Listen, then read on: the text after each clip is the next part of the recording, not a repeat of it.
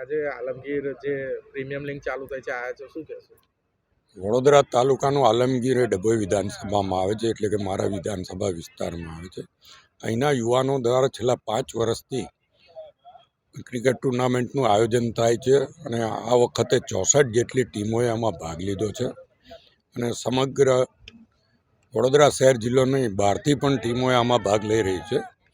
આનાથી યુવાનોમાં એક તો રમતગમતની સાથે સાથે સ્પોર્ટ્સમેન સ્પિરિટ પણ ઊભું થાય, એકબીજાની સાથેની ઓળખાણો થાય અને એકતા અને સંગઠનની ભાવના પણ ઊભી થાય.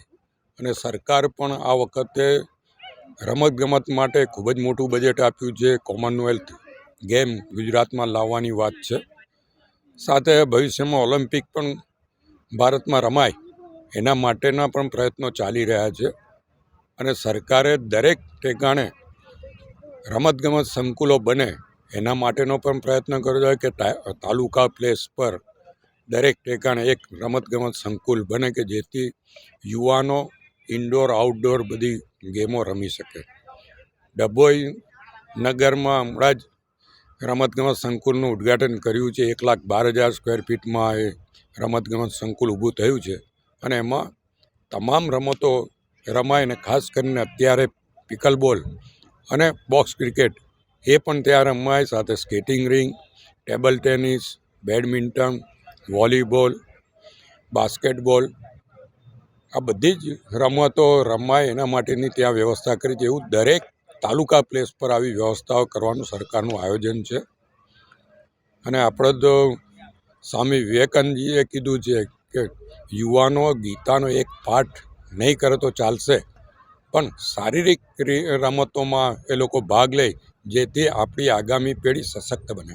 અને અત્યારે આ મોબાઈલના અને એના જમાનામાં શારીરિક સજ્જ યુવાનો બને એ ખૂબ જરૂરિયાત છે.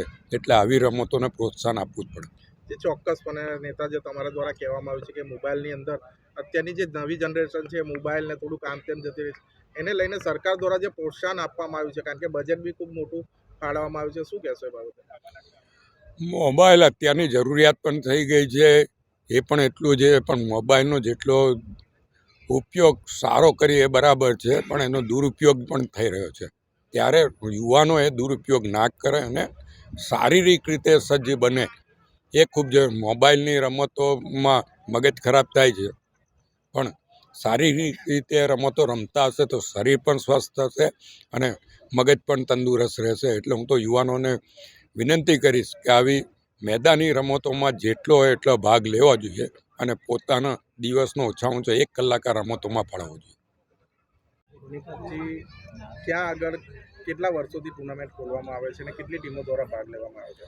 અહીંયા આલમગીર ગામમાં 2016થી ટુર્નામેન્ટ થાય છે. એના આપણે દર વર્ષે કરીએ છીએ અને 64 ટીમનું ટુર્નામેન્ટનું આયોજન કરીએ છીએ.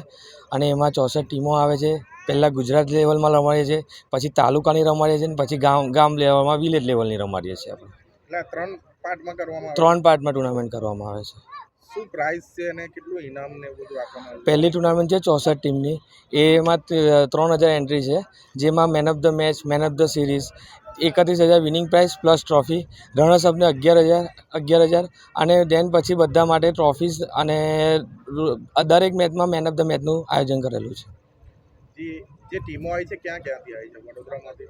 વડોદરામાંથી ગોત્રી, ગોરવા, વડોદરા શહેરમાંથી ગોત્રી, ગોરવા, માંજલપુર, તરસાલી, વાઘોડિયા, ઓવરઓલ વડોદરાથી બધી આવી છે. અને ગામ વિલેજમાંથી બી ડભોઈ છે, પછી કારવણ ગામ છે, કંડાળી છે, પોર છે, બધેથી જ આવી છે.